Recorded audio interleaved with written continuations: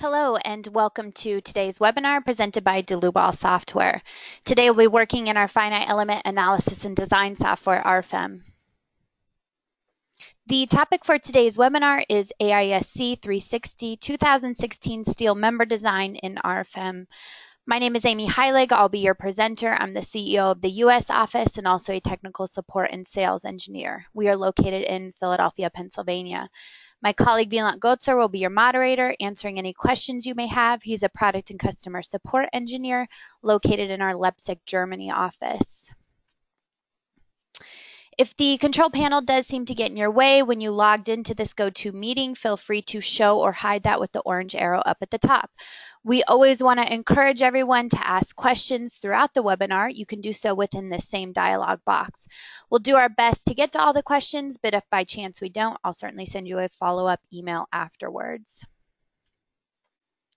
So regarding the content for the next hour today, we want to go over a steel structure within RFEM. We'll model, load, and fully analyze that structure. Then we'll move on to design per the AISC 360, and in particular the new standard, the 2016 for ultimate and serviceability limit state design in our add-on module RF-STEEL AISC. We will review both the analysis and design result output in RFEM and our add-on module. And I want to go over significant changes that were made in the 2016 standard and how they were applied in our programs, including the add-on module RF-STEEL AISC. For those of you who are not familiar with our programs, I just quickly want to explain RFEM and the add-on module concept. So RFEM is our main program. This is where we will fully model the structure. We also integrate with BIM software such as Tekla, Revit, AutoCAD. We'll fully load the structure and we can run an analysis. In RFEM, you'll also get your analysis results such as internal forces, deflections, support reactions. Now, as far as design per the AISC, that requires our add-on module RF-STEEL AISC. This will provide us with the ultimate and serviceability limit state designs per the standard. We'll also be entering in some additional information that's relevant to the code only for design, such as unbraced lengths, limiting deflection ratios for serviceability design, as well as optimization of our cross sections. With that said, we can jump to the RFEM model. So when we go to create a new model, we must first give it a name, and we'll call this one AISC webinar. And the type of model will be 3D. We can generate load combinations automatically. So within this drop-down box, you'll see here that we have the ASCE 7 2016 implemented into the program, as well as many other standards, including the Canadian standards. Now, if you prefer to create those load combinations manually, all you need to do is just to uncheck this box. We go ahead and click OK, and then up pops our new model. You'll see here that we have our graphical window where as we begin to model, we'll see our structure generated here. We have our tables to work with down at the bottom. You can import and export directly to Microsoft Excel at the click of a button. We have our tools to work with up here at the top, which we'll be utilizing today. And lastly, we have our project navigator over on the left, which I think is a little bit more unique to our program. Under the data tab is all of our input data. So as we begin to create this model, we'll see all of that input data available here.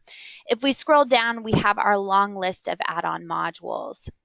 The display tab, which we can see right next to it, is going to control everything that we're viewing graphically here.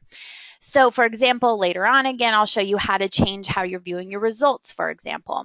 Now, lastly, once we run an analysis, we will be able to see our results available in the Project Navigator. So to begin with, we want to start off with drawing a truss. Now, we could normally go in and create our members individually and snapping to different points, but under Tools, Generate Model Members, we have several structure generators here. 2D frames, 2D trusses, 3D frames and trusses. We can even generate stairs. So we'll start off with a 2D truss. And up pops our dialog box, and you'll notice that we have many different options when it comes to truss design. In addition, you can specify how the diagonals will be laid out, or our web members. So if we take a look at some of these different options, they will go ahead and update depending on which selection we've checked here. So we'll start off with this second selection, and our diagonals will be the default for this first selection. The parameters is just our geometric information. The number of bays, we can set this as 6. The total length, which would be the span length, we'll set this as 50 feet. The total height is going to be measured right here at the center line. That can be set to 7 feet. Now we have a couple other options here. We can lower the lower chord member here by a certain distance. For example, if we set this to 10 feet, you'll notice how this picture changes. Same goes for elevation. If we make some changes here, then our picture is updated for how our truss will be generated. So moving on, the cross sections and member types. We must define the cross sections for our chords, both upper and lower, as well as our diagonals and verticals, or our web members. The program's telling us that we need to create a new cross section. So for this, we will open up our cross section library. You can see here that we have many different cross sections. For today, we'll begin with the rolled sections, and in particular the HSS. So when I enter into this dialog box, over on the left, we have some filters. So for today, we'll be working with the AISC, but you can see here the ADM, we have Canadian sections, and even further, we can filter to the AISC 14th edition or the newest 15th edition. Now, for square and rectangular HSS members, we do have a rather long list. So what's useful in this situation is to create a favorites group. With a favorites group, you can select a handful of sections that maybe you use quite often. And for today, I created a favorites group called USA that just has some sections relevant to today's webinar. So now for my rectangular HSS, I can choose my 12 by 8 by 0.5. Regarding material, when you first create a new file, concrete 4000 PSI and steel A992 are going to be the default materials. For an HSS section, we actually want to choose a different material from our database. For this, you can import in from the material library. Now, this looks similar to our cross sections. Over on the left, we have our filters, which we'll set to ASTM, and we have implemented the latest materials from the 2016 standard here. Again, an even longer list. So we can utilize that favorites group where we've added a handful of materials. And for our HSS, we'll utilize steel A1085. So this is a more recent material. It's been around for a few years, but more recently, the AISC now recognizes it within the 2016 spec as an approved HSS material. So we want to utilize that as well, and same goes for 1065. Here are material properties listed down in the table.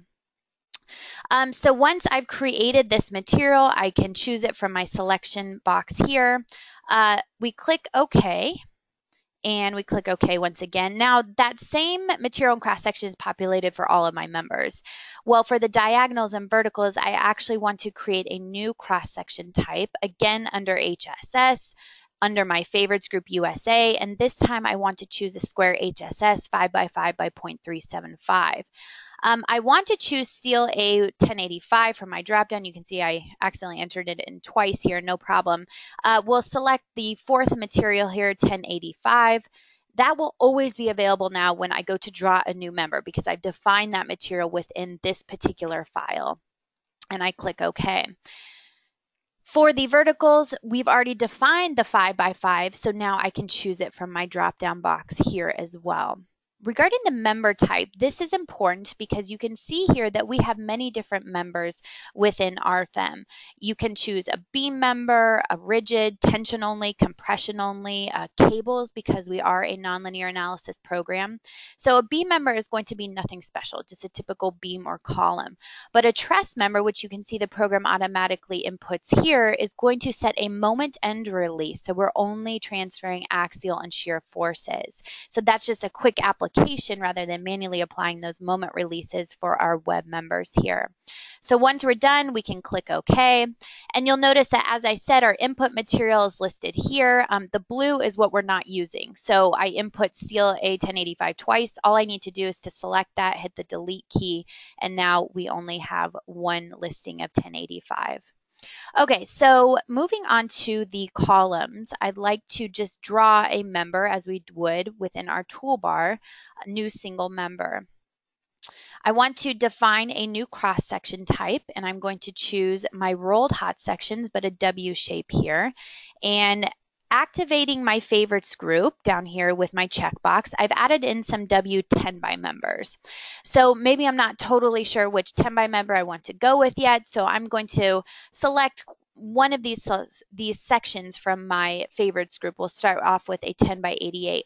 Now, STEEL A992 is one of the defaults within the program. Now, currently, it's set to the 2010 standard. At some point when the 2016 is more widely used, we'll transition to the 2016 STEEL A992 to be default. But for now, if you'd like, you can utilize this just for consistency to change this to, instead of the 2010, to the 2016. So STEEL A992, we'll click OK.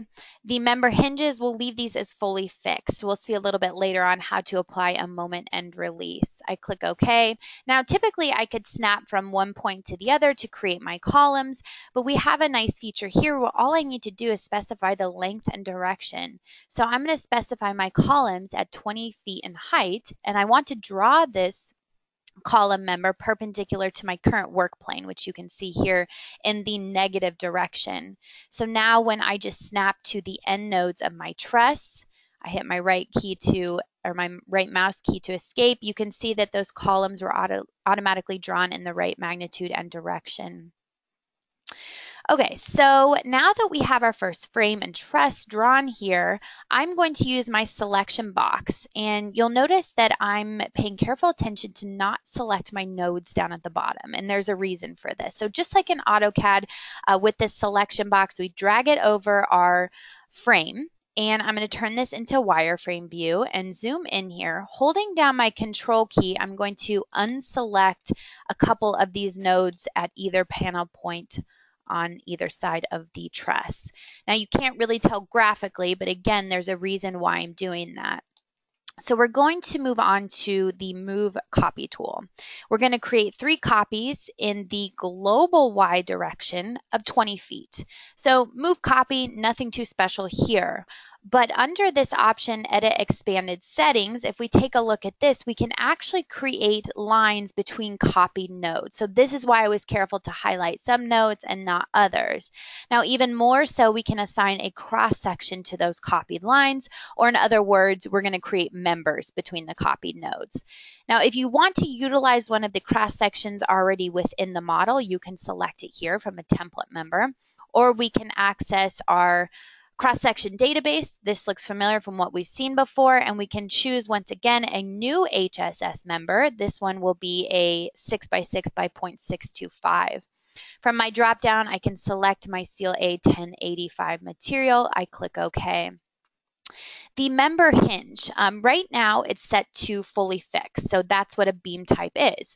Now I could easily change this to a truss member if I'd like to release the moment by just simply changing the member type here, or you can always manually apply a member hinge. So by creating a new member hinge, you'll see here that we have 6 degrees of freedom, 3 degrees in translation, 3 in rotation. You can fully fix or fully release these. The program's making the assumption that you probably want to release the moment. We also have partial fixities with these spring constants. So if you don't have fully fixed, don't have fully released, but somewhere in between there, then you can specify the spring constant for any one of the degrees of freedom. Lastly, we do have nonlinearity. So if we take a look here at diagram, for example, and expand these details, we can account for things like tearing or yielding for our member ends. So quite powerful in terms of the nonlinear capabilities as well. For today, I just want to create, let's see, a moment release. So if I hit OK, that moment release will now be available. That's member hinge number 1, and I can select it from my dropdown for the member end as well. So I click OK through all of these dialog boxes, and you'll notice now that our structure was generated at the click of a button. So turning this into rendered view, these were the members that were created between my copy nodes. So again, this is why I paid careful attention to select some nodes and not others. At the bottom chord, I don't have any lateral restraints here except at the midpoint, which you can see I left one HSS member bracing my bottom chord. So that's really it as far as the geometry for our structure. Now we want to support it. So up in our tools, we have a new nodal support. We also have a line support for maybe the bottom of a wall. And next to that, we have a surface support for, let's say, a slab on grade if we want to apply soil spring stiffness. For today, we're sticking with the new nodal support. We have some defaults here: hinged, rigid, fully fixed. We also have sliding. Of course, you can create your new nodal support definition, and this should look quite familiar. This looks like our member end conditions. We have our 6 degrees of freedom. We have partial fixity here, and we have nonlinearity to take into consideration if we'd like. Now, nonlinearity might be important for sliding or friction supports. For today, we will stick with one of the defaults, which is fully rigid. I click OK. All I need to do is to rotate my structure around here, select the bottom nodes, and my rigid supports are applied. Now, if I think that, okay, the supports are maybe a little bit too big for this structure, what's nice is that I can always right-click on these supports to decrease the size. So now you can see all of them are a little bit smaller in size. And the same thing goes for loads applied to our structure graphically as well, just something to point out there. Okay, so the geometry, the supports are completely done for our structure, so we want to move on to loading. For this, we want to create a new load case here, which is available in our tools. The first load case description will be dead load. The action category is set to dead. Action categories are important because the program needs to know what load factors to apply to which loads based on the ASCE 7 2016. The self-weight can automatically be accounted for within the dead load with this checkbox here. You can see -1 in the global Z direction. Our global coordinates are shown here. Creating a new load case, we'll call this one live. The action category will be set to live. Self-weight will be unchecked here. For our third load case, we'll call this one wind 1. The action category will be set to wind. And for our fourth and final case, we can even just make a copy of this and rename it to wind 2. So jumping to combination expressions, you can see here that the program is going to automatically create 2 expressions, LRFD and ASD. Now, if we're curious to know what exactly the expressions are in relation to the code, we can click on this little info button here. And this will show us all of the ASD load combinations directly from the ASCE 7 2016 section 2.4. So to lay this out a little bit more clear, we're going to jump to the load combinations. These are the actual load combinations generated by the program for both LRFD and ASD, only applicable to the load cases that we've defined. So here's where you'll see dead load, live load, wind 1, and wind 2.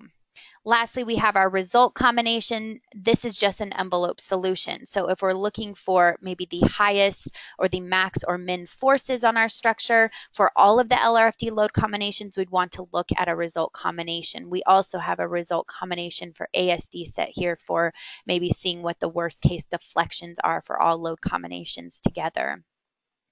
So once this is done, we click OK, and we're back in RFEM. Now, utilizing this drop-down box, we want to make sure that we have the correct load case available here before we move on to applying loads to the member. Dead load, we're going to assume that just self-weight is fine for today's example. I'm not going to add on any other loads. So we'll scroll then to live load. Now for live load, under tools, generate loads, we have the option here from area loads on members via a plane. The first thing that we want to define is the load magnitude in the global Z direction. The magnitude here will be -0.05 kips per square foot. Then we just need to graphically select our corner nodes. So the first thing to select would be over on the left side of the structure.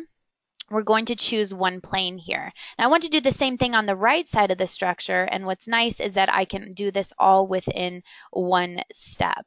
So now we have both planes defined on either structure or on either side of the structure. We can remove the influence from either single members by individually clicking them, or we can choose a reference member so that all members parallel to that reference member will be excluded from this load. So, for example, if I'd like to exclude these intermediate members between my top chords, all I need to do is just to select one of them. All of them are now not selected to be considered for the load. I click OK, and we can see here that the load is now shown graphically. Now, this is a pretty clean look, but if we're interested in how the load is being distributed to my members, I can right-click and display separately. So now we can see exactly what those member loads are based on their tributary area, and you'll notice that all of my intermediate HSS members were not taken into account. Moving on to wind load. So for wind load, under tools, again, we have generate loads from either snow loads or wind loads. For wind loads, we have vertical walls with roof according to the ASCE 7 2016. Now, same thing goes for snow load as well. The wind and snow load generators are for pretty general type structures like what we're utilizing today and what you see in this picture. Anything outside of these general structures will need to be accounted for by manually applying those loads. So we want to put in here some velocity pressure and some other components that are important in terms of determining what the load should be according to the ASCE 7. We'll just go with the basic wind speed of 70 miles per hour. The building mean roof height, this can be set at 23.5 feet. The rest of the factors, we'll leave this as default. So typically this would all be blank, empty, but the program remembers my settings from another model that I currently have open. So what I can do is just redefine the base geometry here, and we want to pay careful attention that we select it with how the program suggests here. So for example, the base geometry, I'm just going to select my 4 nodes at the base, and once I close this circuit, it will jump back to the dialog box. And then for a dual pitch roof, I'm going to select my 6 nodes up here at the top of my roof. Now, if you incorrectly define this geometry in some way, the program will gray out the OK here, so you won't be able to apply the load, and you'll know that you did something wrong with selecting the geometry. We can generate case 1 and case 3 from the ASCE 7. We also can take into account minimum wind loads from this standard. Now, for the sake of today's example, I'm just going to account for minimum wind loads in 2 directions. For the first direction, we can set this to that load case that we previously created, LC3, which was wind 1. For the second wind load case, we can just set this to LC4. Now, again, you can remove influence from single members here or members parallel to a reference member. For our case, if I graphically select here my web members, maybe I don't want the wind load to be attributed to these web members with my truss. So I just graphically select all of them. You'll notice they're now not selected in red. I click OK. I click OK, and now the program is going to give me some more information based on the calculations that were done. I click OK, and now we can see these wind loads applied to the structure. This is for load case 3, and I can take a look at load case 4 from the other direction.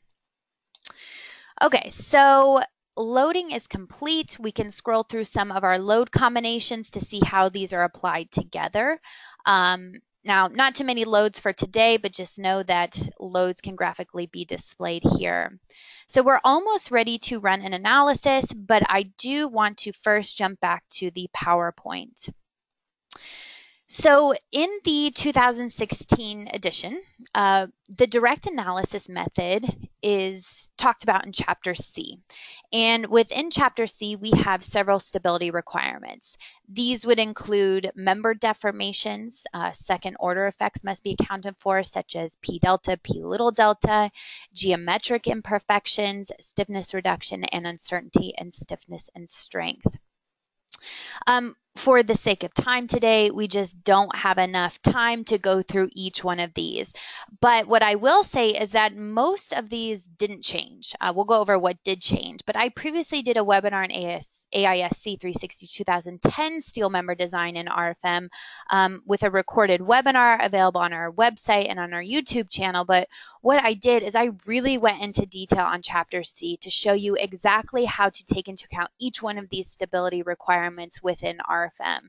So a very helpful webinar if you're looking at P delta, stability requirements in general, and how to apply that to the structure. For today, though, what I do want to mention is just a change that was made in the 2016 to the adjustment of stiffness in section C2.3. Now, in the code, the AISC tells us that we must apply a 0.8 factor for axial and flexural stiffness. So it should be applied to all members that contribute to the lateral stability. Well, then it goes on further to say, well, I guess, avoid artificial distortions, let's go ahead and apply this to all members. Okay, no problem. 0.8 factor applied to those stiffnesses. There's also an additional tau sub B factor that should be applied to flexural stiffnesses. And tau sub B really depends on the required axial compressive strength. In other words, what is the axial force in the member due to the analysis, as well as the axial yield strength of our member? What is the capacity? And what's great about RFEM is that we're going to automatically determine for each iteration what tau sub B should be. So you might have several iterations for one load combination, and each time that tau sub B factor is going to update based on those requirements.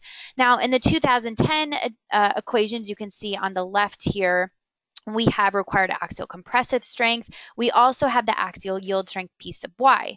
Now, comparing that to the 2016, realistically, the equation didn't change. What did change, though, is the P and S is no longer P sub Y. It's now called the cross-section compressive strength. And we have a small little section added in here for slender elements. Now, for non-slender elements, everything remains the same.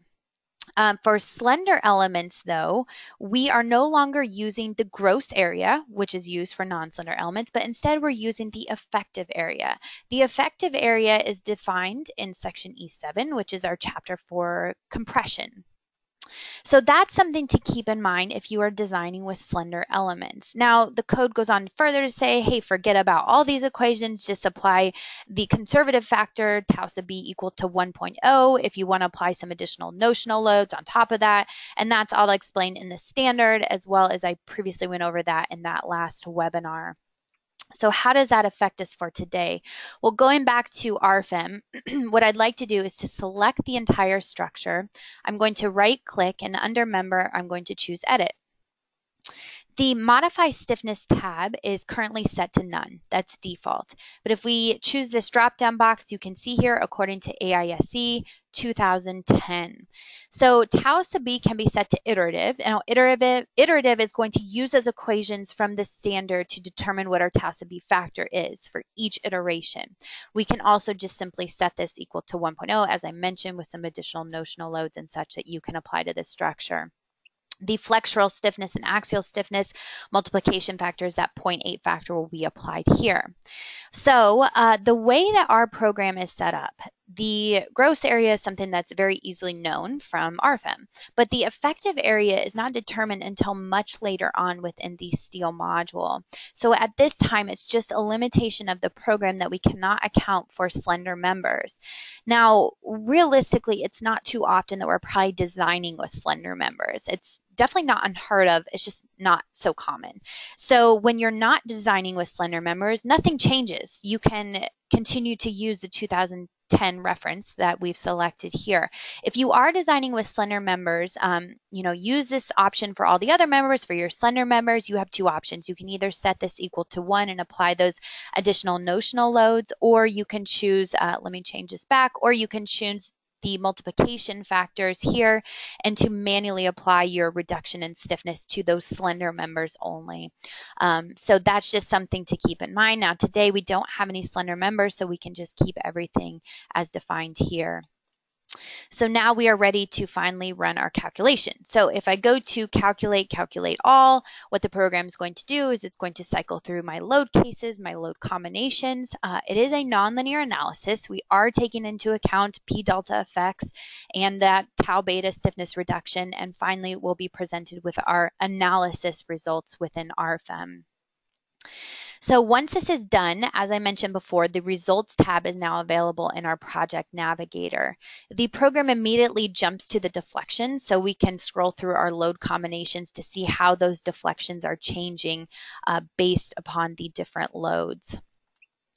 We are also probably interested in the internal forces. So I can expand this tree here, select members, and maybe I want to take a look at my axial loads. Well, all of the axial loads are presented to us here graphically. Now, remember I said you have a lot of control over how you're viewing these results in the graphics window here. So under the display, for example, there's this whole results section. So under members, if maybe we want to change this to a color diagram, we can. So now we have a colored panel. We can change this to more of a wireframe view with the values written on here, or we can render the cross sections with colors as well. So again, very, I guess, flexible in how you view your results, and you do have a lot of power over that.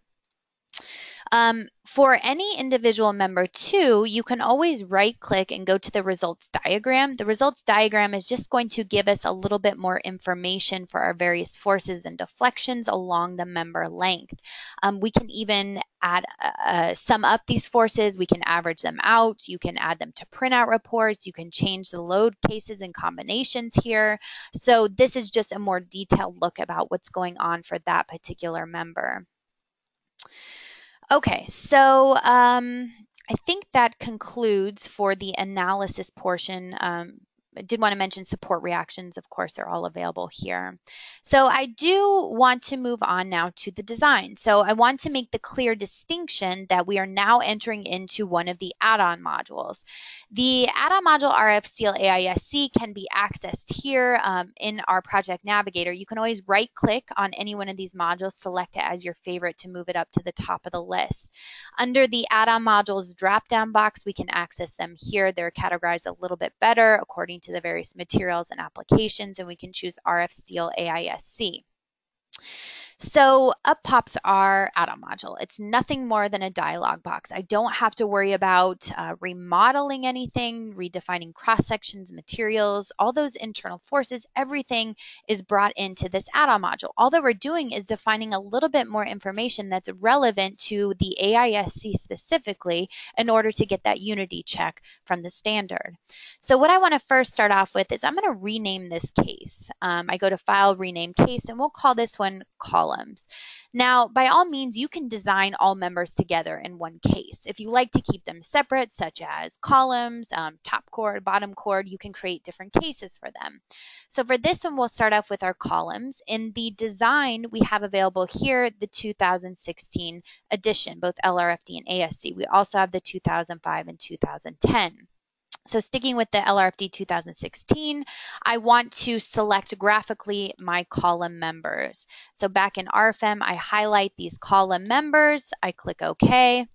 The ultimate limit state design, I must define which load combinations I'd like to consider. So I'm going to move all of my LRFD load combinations on the right side of this tab here.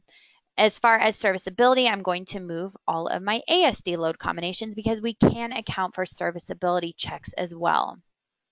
Moving on down my list, my materials, steel A992 was automatically brought in. We don't need to do anything further here. Cross sections, same thing. W10 by 88 was brought in from RFEM, so we can continue to move on.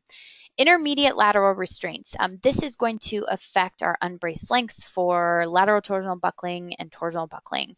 You can see here that we can define lateral restraints for our top and bottom flanges. We can increase the number along the member length. And in turn, on this next tab, you can see that where that's going to affect those torsional buckling as well as weak axis unbraced lengths. But we'll get into that in just a minute. So if you do have some type of bracing for the top and bottom flange, you can apply that here. Now, currently in development, and we hope to have this released soon at some point in the near future, is the ability to define top flange versus bottom flange versus both flanges versus no flanges braced for our intermediate bracing. Right now, you either need to consider all of them braced or none of them braced. So again, we hope that improvement will be available soon. Now, we don't have this consideration today for our columns. We'll assume that there's nothing bracing the top or bottom flange. Effective lengths is going to be our stability checks. We have our strong axis bending here, or buckling. We have our weak axis buckling, torsional buckling, and lateral torsional buckling. Now, because we are designing these members per the direct analysis method in Chapter C, the code tells us that we can set the effective length factors equal to 1.0. This is in contrast to the effective length method in Appendix 7, where you do need to adjust those K factors. So moving on with Chapter C, then, we can leave these all as default as 1. Now, the unbraced length is going to default to the full member length. Unbraced lengths are incredibly important because they really do affect our design. So the software is only as smart as what you model. So it's going to default to the full member length. Now, if we had some additional members in here that we would consider braced in either the strong or weak axis, we would want to adjust the unbraced length. And we'll actually do that with our next case later today. For both strong and weak axis, I'm going to assume that it is the full length, the full 20 feet for my unbraced length for both buckling, torsional buckling, lateral torsional buckling. So we can move on. The design parameters are going to be some additional variables. For example, our C sub B factor, which we can see that's default set to 1.0, which is a little bit more conservative. We can change this to equation F1-1. Or you can manually override this. We also have some additional variables here. These are just important for some of the various equations in the AISC. Serviceability data. So this is how we check our deflections. The first thing I want to do is to choose member from my drop-down box here. And then graphically, I can just go back into RFEM and select my columns. So I select these columns, I click OK, and now each one of those members is listed here. The reference length is again going to be the full length of the member, the 20 feet. We can add in here a pre-camber if we had one for deflection considerations. And then the beam type either needs to be set to beam or a cantilever. So the question is, well, okay, we've identified how we're going to compare these deflections, but what exactly is it going to be compared to? What is my limiting deflection ratio? Well, under the Details tab, we have our serviceability input here. So you can see that the limiting deflection is set at L over 360 for simply supported, L over 180 for cantilevers. Now, by all means, you can override this information as you see fit for your limiting deflection ratios. The deformation is either relative to the shifted member ends or the undeformed system. With the shifted member ends, the deflection will only be measured from the new distorted shape of that member and its member ends. That is in comparison to the undeformed system, where the deflection will be measured from the original structure location before we've applied any loads to it.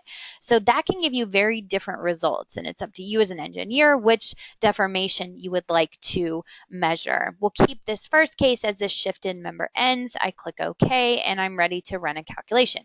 Now, you see that solves within a split second, and that's because we already have our internal forces from RFEM. All that we're doing is applying these equations from the AISC to give us our unity check. And now our results tables are available to us. We can view design by load case. We can view design by cross section. We only have one cross section available here. We can view design by member. Now, keep in mind you can export all of this information directly to Microsoft Excel if you want to sort a bit further.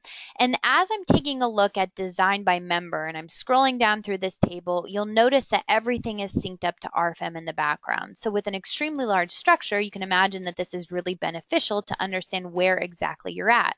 Now, even more so, you'll see this big red arrow. That red arrow is pointing you to the location of the controlling internal force for that particular check. So if we're looking at member number 79 here, you can see that we have all of the code checks for each chapter listed here. Chapter F, Chapter G, Chapter E, and H. For each one of these, if we go to lateral torsional buckling, for example, you can see the cross-section type listed here and how it's classified, whether that's non-slender, slender, compact, non-compact. We have all of the variables that go into play for determining what that lateral torsional buckling unity check is, along with the code references. So very, very clear in understanding where the program came up with its numbers. It's definitely not a black box. Now, this is great, but you might say, well, gosh, that's just really too much information. You know, I'm only interested in the controlling single code check for each member. Well, that's fine. You can easily filter here according to the max. Now, once I hit this filter button, it's only going to give me my controlling equations, which you can see serviceability, for example, controls with a lot of these, chapter H for member number 109. So that way you're not filtering through all of the code checks. We also have the material takeoff available here. Now, going to the graphics view, this is going to display our results. We're still technically in the add-on module RF-STEEL AISC, but we're viewing everything back in RFEM. So with this drop-down box, you can see here RF-STEEL AISC is selected, and we can take a look at our ultimate limit state design. So just taking a look at those code checks. We can also take a look at serviceability, which it looks like most are 0.25, for example, and controlling at the midspan. So jumping back to RF-STEEL AISC, that really shows you the results for just our columns designing our members. Real quickly, I just want to mention optimization. Back under the cross sections, you can see here that the W10/88 has our max design ratio listed here after we solve for it, 0.28. Now, we can optimize. The default is set to no, but we choose this drop-down box and we have a couple options here. You can optimize from the current row, meaning the program is going to choose any W shape from the AISC section. The other option is to choose one of your favorites list. So remember way back when we first drew this column, I had my favorites list USA with about, I don't know, 7 10-by shapes. So with this favorites USA now, if I want to optimize from just those 10 or so shapes, those W10 bys, then I can choose this option. I can hit calculate. Now what the program is going to do is it's going to kind of give you an estimation based on the old internal forces with the old cross section and say, well, I think approximately you should get about 0.54. So, you know, that's a little bit better than 0.23 or whatever we were seeing before. But you'll notice here that this is highlighted in blue, and this is telling you the cross section in RFEM is different from the cross section in this module. So what you need to do is to right click and export this cross section back out to RFEM, rerun your analysis so that we get the true internal forces based on the correct stiffness with our new shape. What it's showing now is just an approximation. That's why it's highlighted in blue. In turn, I can right click and import the cross section from RFEM to bring back in that W10/88. So that's what I want to show you for this first case and design of columns. Next, I'd like to create a second case. So we'll go to File, New Case, and this one we will call Bottom Chord. I click OK.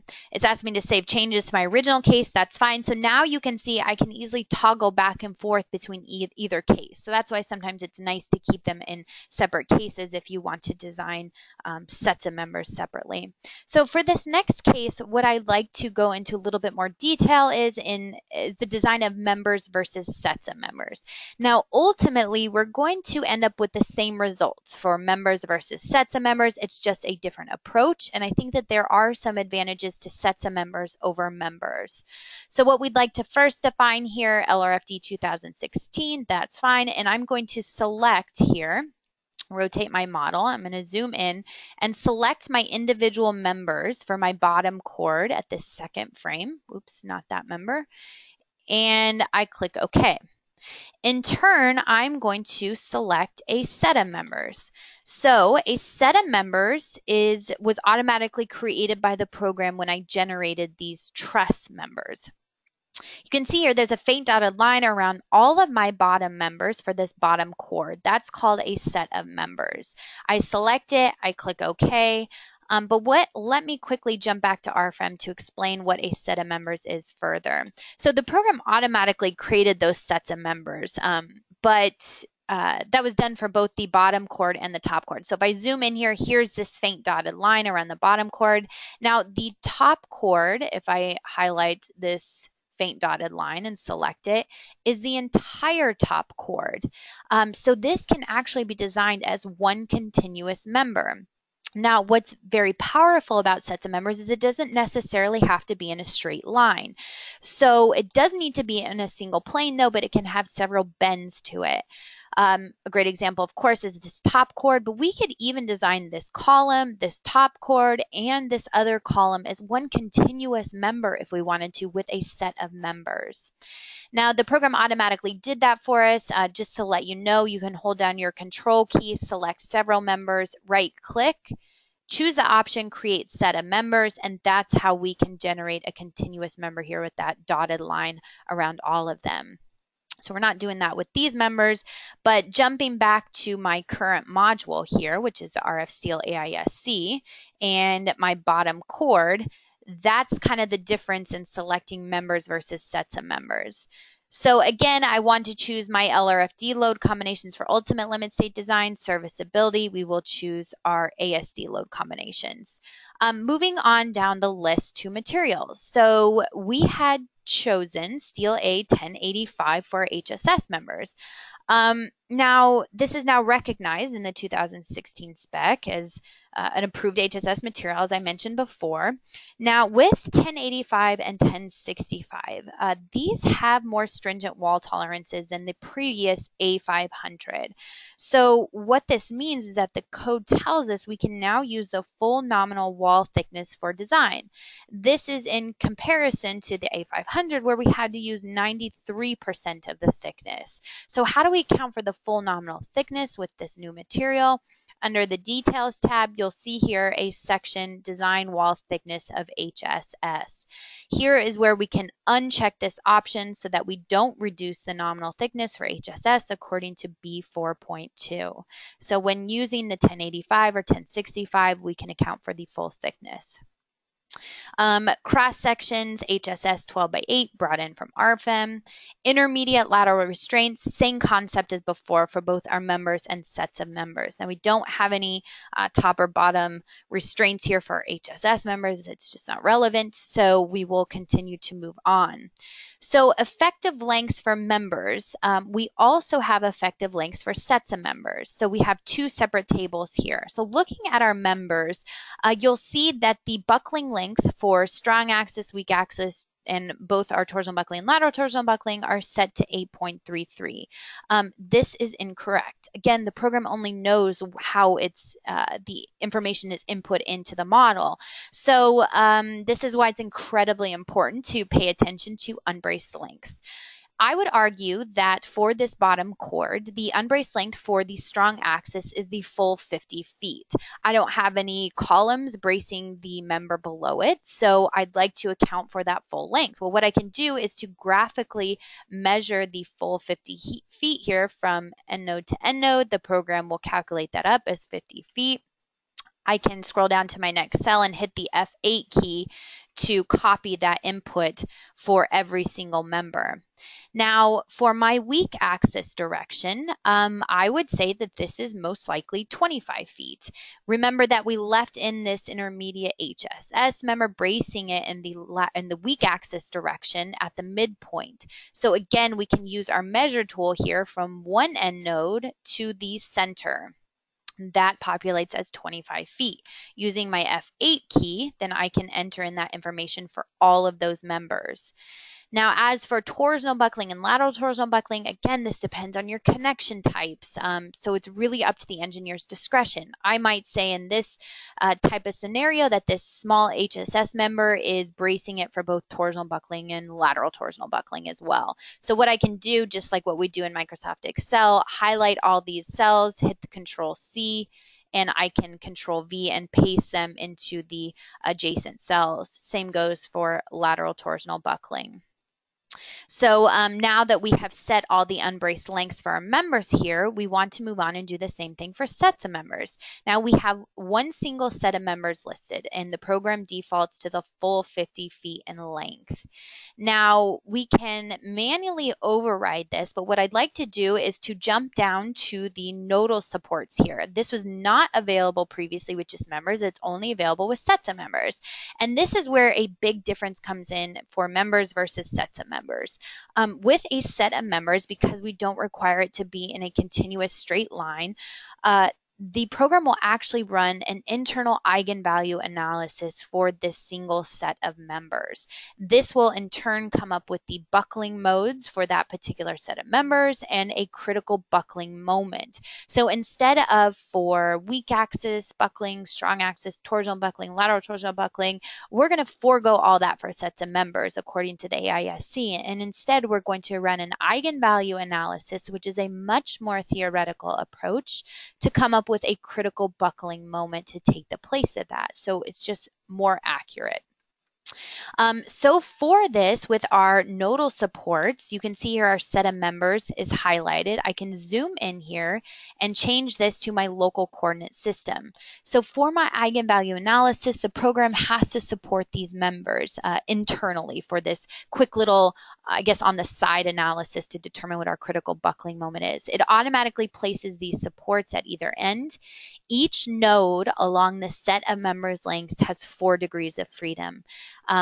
The lateral translation, you can see here, we also have some rotational restraint, and we can even take into account warping. For example, if you have warping, we can check this checkbox, go into the details here, and account for warp stiffening such as an end plate. Maybe you have a channel section or an angle.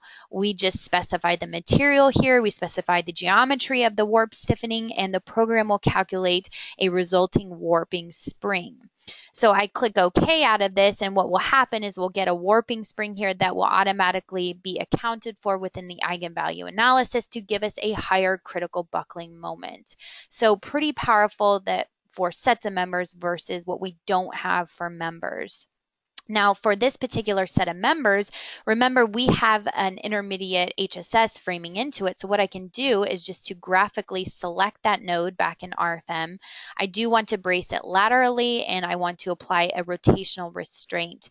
Now, each one of these has its own local axes as well, X prime, Z prime, Y prime, which are mentioned here. Member hinges, same type of concept. If you had any member hinges along the member length, such as shear releases, moment releases, warping releases, you can account for them here, which will affect our eigenvalue analysis. So jumping back up to the effective lengths for sets of members, you can see now the buckling about the weak axis was automatically updated to 25 feet. Torsional buckling, 25 feet. Lateral torsional buckling will be automatically calculated based on the eigenvalue analysis. Design parameters, nothing new here. These are just these various variables that go into play for our equations. Lastly, serviceability data. So the question here is we want to compare serviceability for both our members and sets of members. The first thing we want to do here is choose member, and then we can graphically select those bottom chord members just as we previously had done to check the serviceability. I click OK. Now the reference length is set to 8.33. We actually want to override this here and set this to the full 50 feet. Now again, I can just simply measure back in RFEM at the click of 2 buttons. I hit my F8 key, and now that will set the reference length to the full 50 feet for each one of these members.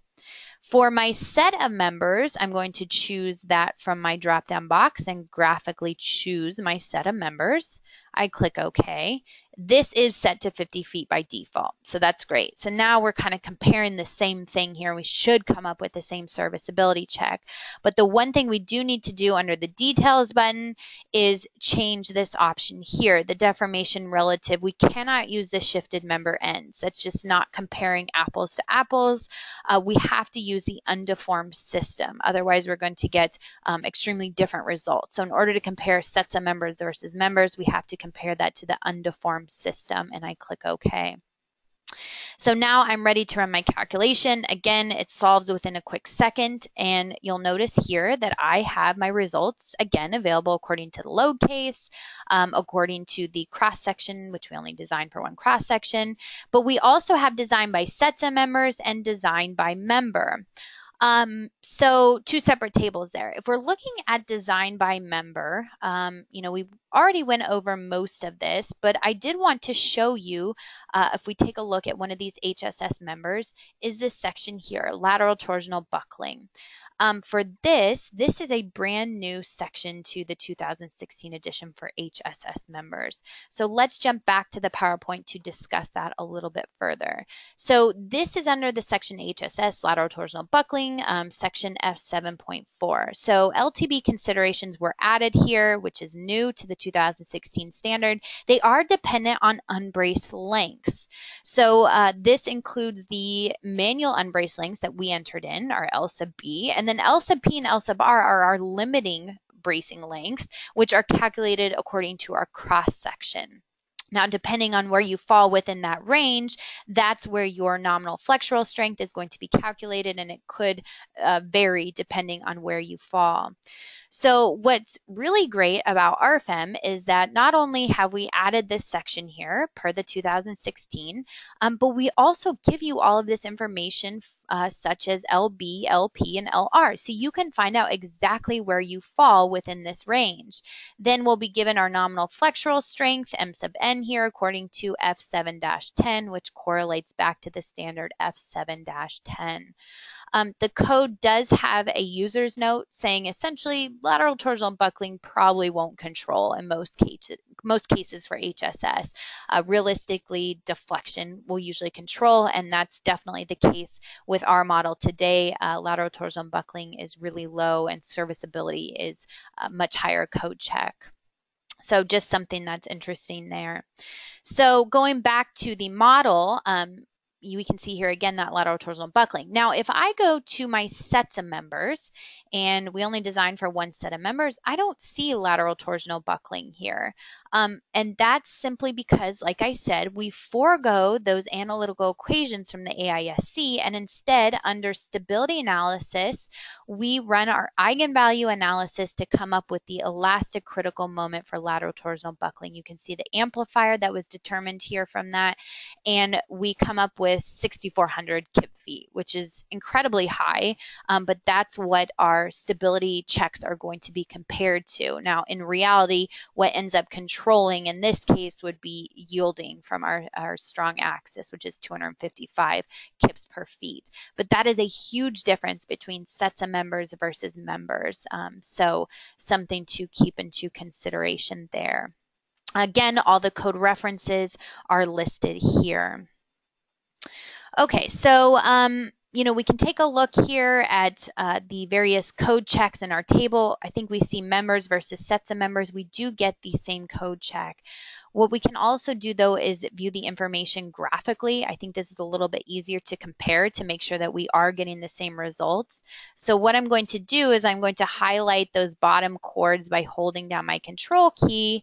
Maybe I create up here in my tools a visibility by selected objects, so now we can clearly lay this out. Well, this looks like our serviceability limit state design according to our ADA module, and the results are identical, which is exactly what we would expect. Same thing goes for the ultimate limit state. We can see here we have these same numbers along the length for both bottom chords. So again, different approaches, but you should come up with the same results. Again, but you have to pay very careful attention to things like unbraced lengths.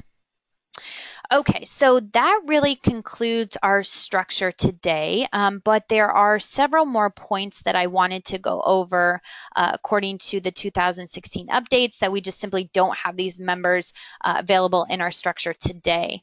So this is definitely not an exhaustive list, but I just wanted to point out some of the changes that you'll see within the ADA module RF-STEEL AISC in reference to the 2016 edition. For example, members with slender elements in section E7. This was completely revamped to line up more along the lines with the AISI standard, which is for cold form steel. For example, the nominal compressive strength, P sub n, which comes from equation E7-1, we can see over here on the left side for the 2010 version, it's just our critical stress times our gross area.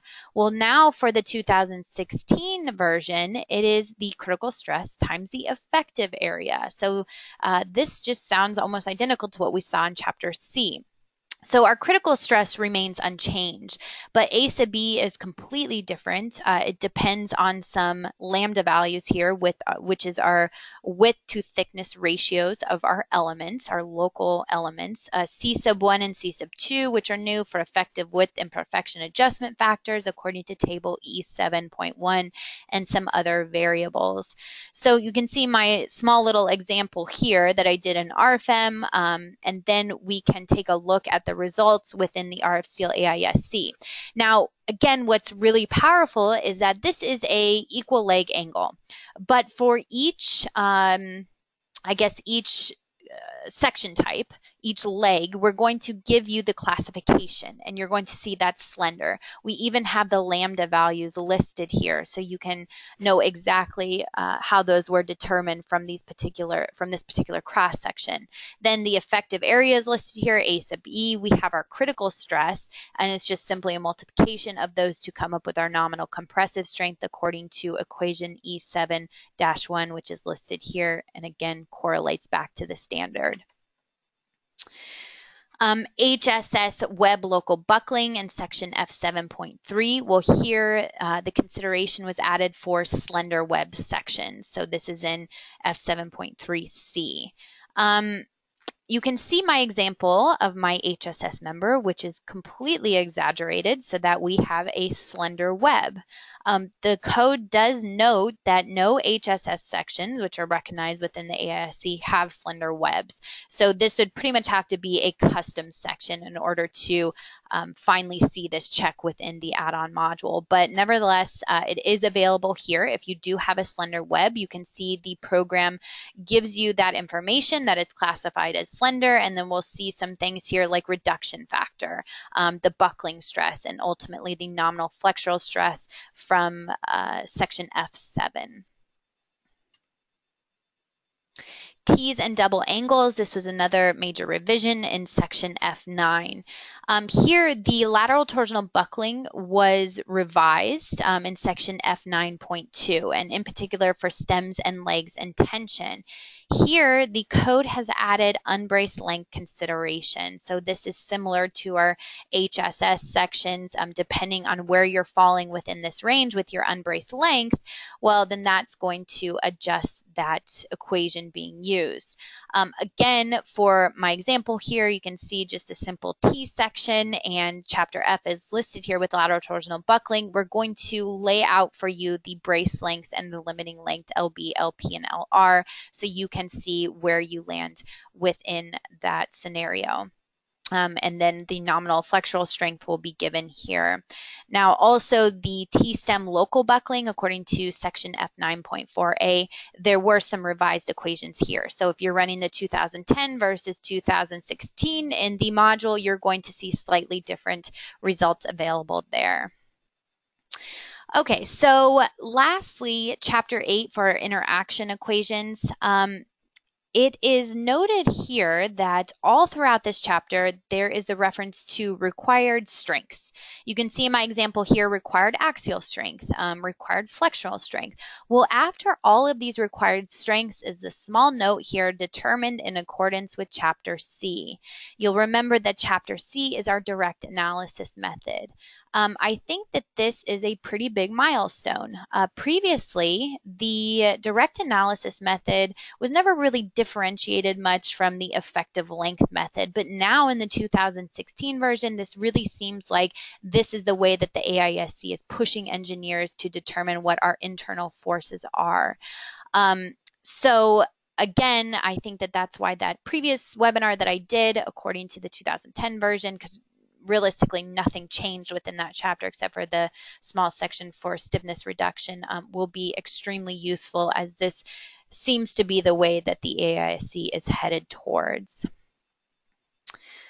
Okay, so that concludes the webinar for today. I know that was an incredible amount of information at one time. We have our website, dlubal.com, which gives much more information about RFEM, our add-on modules, and many other technical articles and things like that. You can also follow us online on our social media sites. You heard me mention our YouTube channel that has all of our previously recorded webinars that you can watch on the different topics like timber, steel, aluminum, glass, cross-laminated timber. Our email here in our Philadelphia office is info-us@dlubal.com. Our phone number is 267-702-2815 if you have any questions about today's webinar or anything else. We will have many more upcoming webinars this year. You can register on our website at dlubal.com under support and learning webinars. As most of you know today, though, I send out a couple reminder emails, maybe about a week in advance, that you can always sign up through as well. Now, many of you are wanting PDH credit for today. That's great. I'll be happy to issue that certificate. If you can please send me an email to info-us@dlubal.com. Let me know who is in attendance today, and the other thing that I ask is that you were in attendance for the full 60 minutes in order to get the 1 PDH credit that the states require. Again, that email is info-us@dlubal, DLUBAL.com. With that said, I want to thank everyone for attending today, and as always, I hope to see you at the next webinar. Thank you.